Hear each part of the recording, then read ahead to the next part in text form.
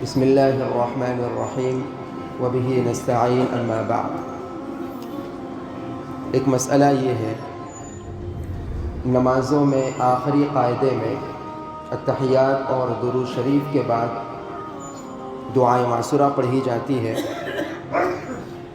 عام طور سے ہمارے یہاں اللہم انی ظلمت نفسی اور بعض لوگ اللہم اغفر لی ولوالدی یہ دعائیں پڑھتے ہیں۔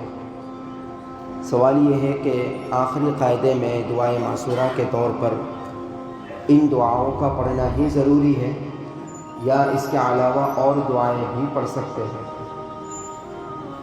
جواب یہ ہے کہ اور دعائیں بھی پڑھ سکتے ہیں۔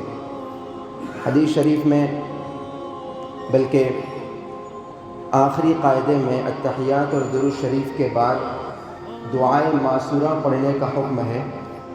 ان دعاؤں کے پڑھنے کا حکم نہیں ہے، ضروری نہیں ہے کہ آپ یہی دعائیں پڑھیں۔ حکم یہ نہیں ہے کہ اللہم انی ظلمت نفسی یا اللہم اغفر لی یہ دعائیں آپ پڑھیں، بلکہ حکم یہ ہے کہ دعائے معصورہ پڑھیں۔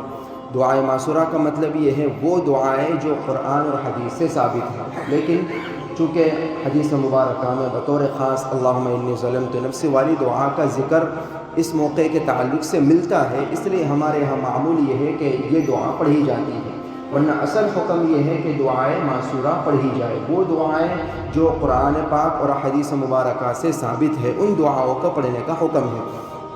لہذا چاہے نماز فرض ہو، سنت ہو یا نفل ہو، آپ آخری قاعدے میں اتحیات کے بعد درود شریف کے بعد جو دعائیں معصورہ پڑھی جاتی ہیں اس میں اللہم انی ظلمت نفسی یہ دعا بھی پڑھ سکتے ہیں۔ اس کے علاوہ یا اس کے ساتھ ساتھ میں اس کے بعد میں اور وہ دعائیں بھی پڑھ سکتے ہیں جو قرآن اور حدیث سے ثابت ہے۔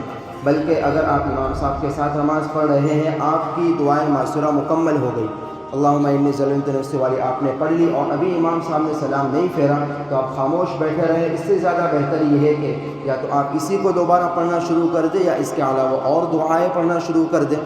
جو بھی قرآن اور حدیث میں ثابت ہے دعائیں وہ پڑھ سکتے ہیں۔ جیسے ابھی پہلی رکعت میں آپ نے سنا ربنا لا تؤاخذنا ان نسینا او اخطأنا وہاں سے اخیر تک، دوسری رکعت میں سنا رب اجعلنی مقیم الصلاۃ ومن ذریتی۔ اس طرح قرآن مجید میں بہت ساری دعائیں ہیں، ہم ان دعاؤں کو پڑھ سکتے ہیں۔ احادیث مبارکہ میں بہت ساری دعائیں ہیں، وہ دعائیں ہم پڑھ سکتے ہیں۔ تو جواب کا خلاصہ یہ ہے کہ آپ ان دعاؤں کے ساتھ ساتھ میں یا ان کے علاوہ اور دعائیں بھی پڑھ سکتے ہیں جو دعائیں قرآن و حدیث سے ثابت ہیں۔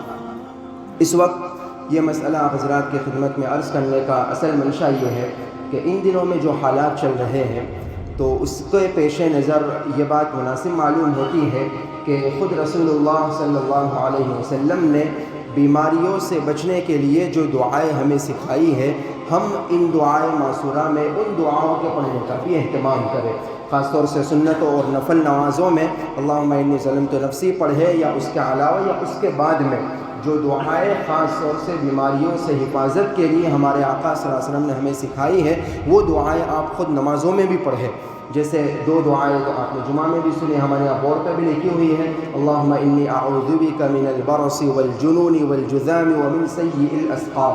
یہ ڈائریکٹ حدیث میں اللہ کے نبی صلی اللہ علیہ وسلم نے ہمیں دعا سکھائی ہے۔ اور دوسری دعا اللہم عافنی فی بدنی، اللہم عافنی فی سمعی، اللہم عافنی فی بصری، لا الہ الا انت۔ اس طرح کی دعائیں جو صحت اور عافیت کے تعلق سے ہے، بیماری سے بچاؤ کے تعلق سے ہیں، ان دعاؤں کے پڑھنے کا ہم ان آخری قاعدے کے معصور دعاؤں میں اہتمام کر سکتے ہیں، اور خاص طور سے ان دنوں میں ہمیں اس کا اہتمام کرنا چاہیے۔ واللہ اعلم بالصواب۔